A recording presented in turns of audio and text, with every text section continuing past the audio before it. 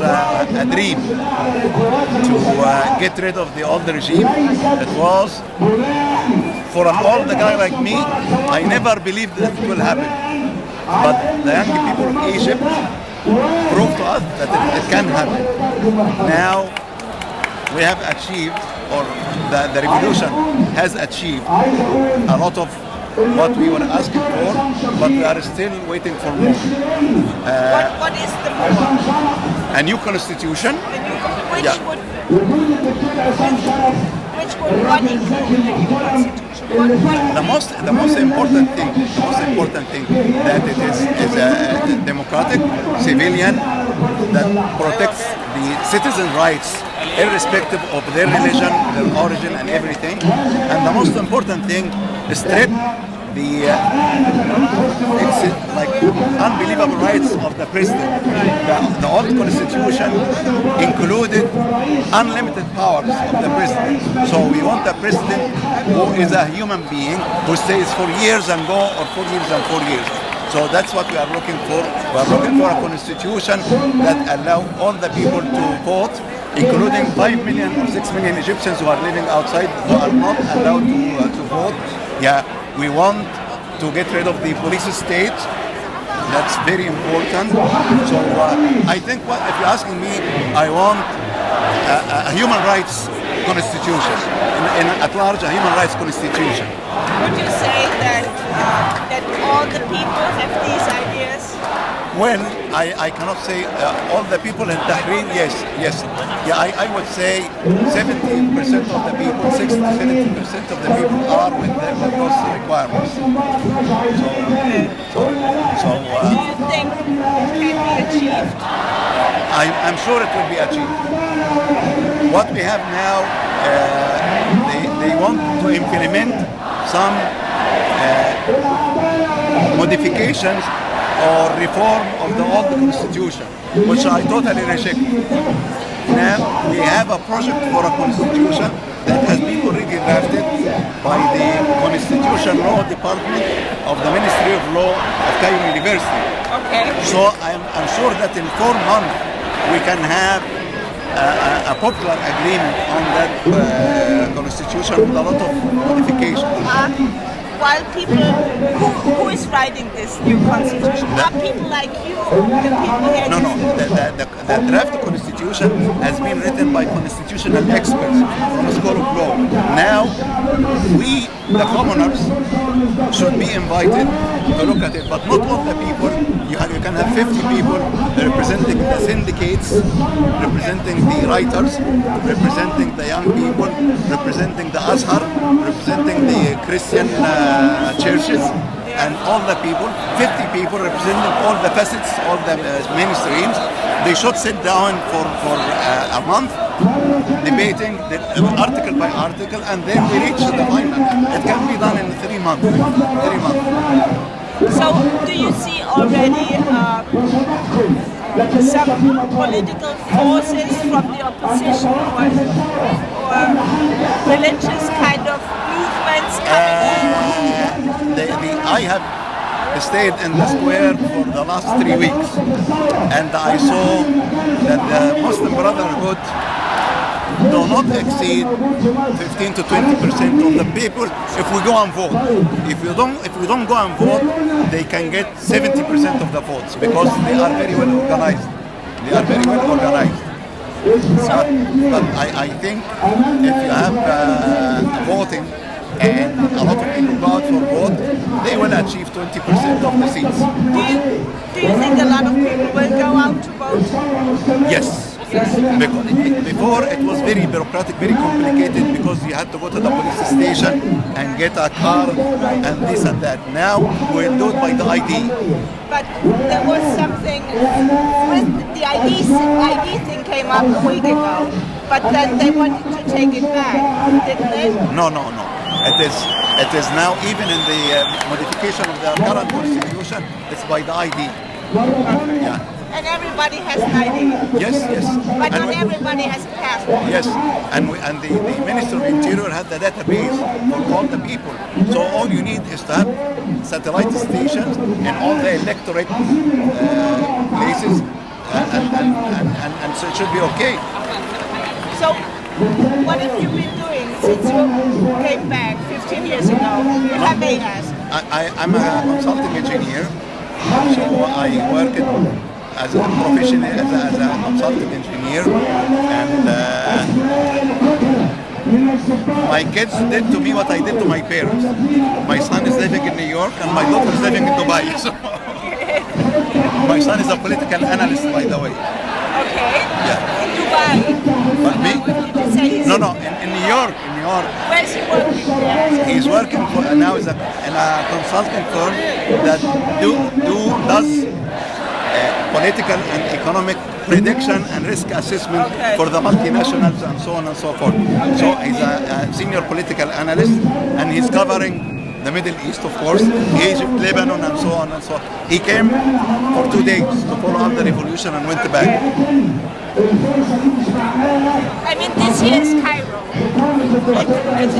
This year is Cairo. And Cairo, I think, is a totally different thing than if you go to Sinai or if you go to other parts. No, the revolution was taking place in all cities of Egypt.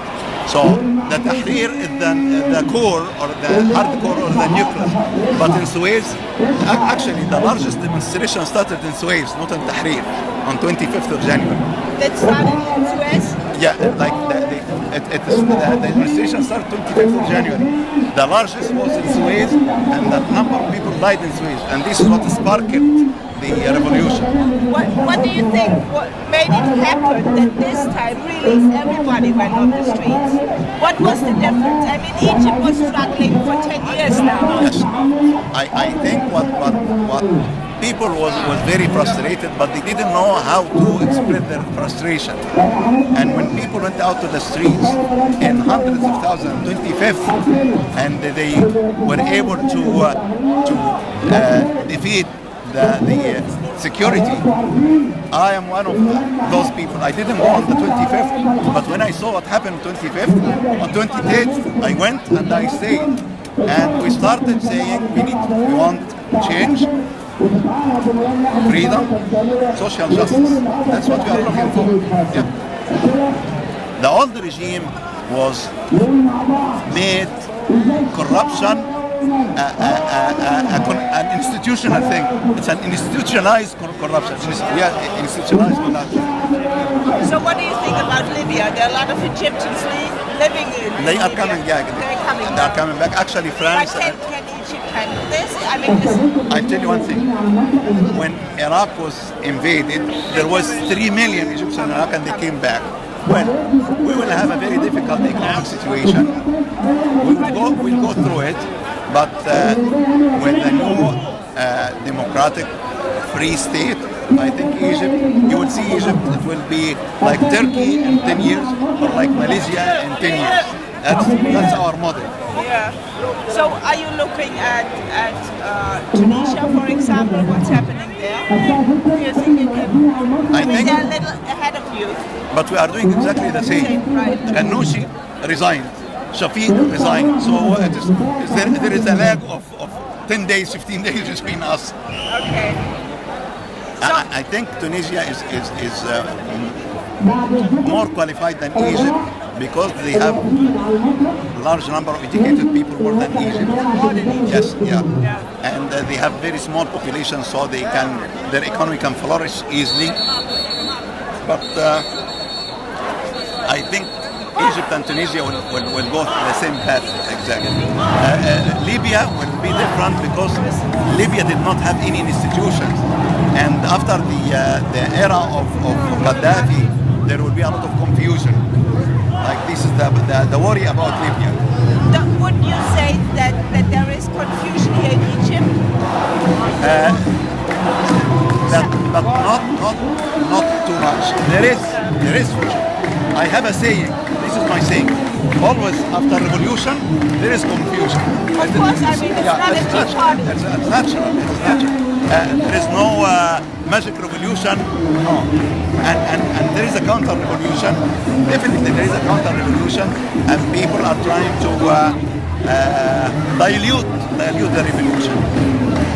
What is your take on this? We are going on to Israel. When we leave here, we are going to Israel. Do you think these, let's call it Arabic revolutions, will they have an impact on how Israel is acting, as a tiny I'll tell you what I believe in. Yeah. Israel will behave now. Will behave. What I mean by will behave, they will understand they don't have puppets in Egypt, in Jordan, in Tunisia, who are implementing the American and the Israeli policies. And if Israel wants to live with us, we are willing to live with Israel in equal basis. No problem. Israel is a state. We recognize Israel as a state, but Palestine should be recognized as a state with equal rights, not with third-class citizens. That is not acceptable. And if Israel does not listen, these countries will be different in 10 years, and they can deal with Israel in a different way. Definitely not militarily, but they can deal with it in a very strong political way, economic way, and so on and so forth. And I think if Israel decides to go back to 1967 borders, accept the creation of a demilitarized Palestinian state, that is the best for them and for us and for the Palestinians, and we can live happily. If they insist on their arrogance and the principle of power, you will not be powerful all the time. Do you think the Palestinians will be empowered by what they see right now? For sure. You see, it started in Tunis, but Tunis doesn't have an impact on the Arab world. Egypt is in the heart of the Arab world. I'm not saying that arrogantly, but it is a fact. Yeah. So when it happened in Egypt, you saw Libya, you saw Yemen, you saw Bahrain, and the rest is coming. They have a joke now. In Oman already? Yes.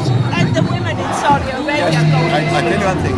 They have a joke saying there will be no places in the hotels in Jeddah for the Arab leaders to go in Jeddah, because all of them are going to Jeddah. Thank you so much. You're welcome, and I hope you enjoy this very extraordinary experience. This is why we are here. Yes. You are a journalist? Kind of. Freelance? Yeah. Okay. Thanks a lot and all the best. Okay. Okay.